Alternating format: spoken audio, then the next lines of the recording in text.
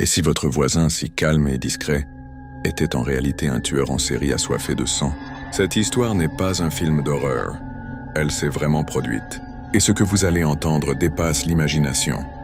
Qui était Richard Chase? Né en 1950 à Sacramento, en Californie, Richard Chase semblait, à première vue, être un enfant ordinaire. Mais dès l'adolescence, des signes inquiétants apparaissent. Il torture des animaux, développe une obsession maladive pour le sang et croit que son cœur cesse de battre. Diagnostiqué schizophrène paranoïaque, il est interné plusieurs fois. Mais en 1976, contre l'avis des médecins, il est relâché. Et c'est là que le cauchemar commence. Une série de meurtres inimaginables. En l'espace d'un mois, en 1977, Chase tue 6 personnes. Mais il ne se contente pas de les assassiner. Il boit leur sang, il mutile leur corps, il les vide littéralement. Son surnom devient le vampire de Sacramento. La police dépassée n'a aucun indice, jusqu'au jour où il laisse une empreinte de main ensanglantée sur une scène de crime. Et ce qu'ils vont découvrir chez lui dépasse l'entendement.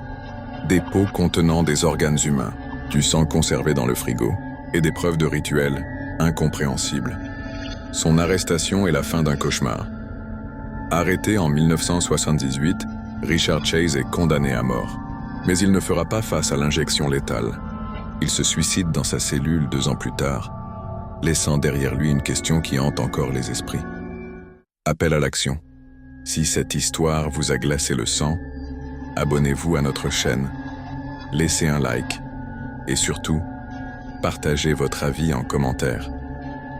Selon vous, est-ce que la maladie mentale peut totalement excuser de tels actes? Ou y a-t-il une part de mal inné chez certains êtres humains?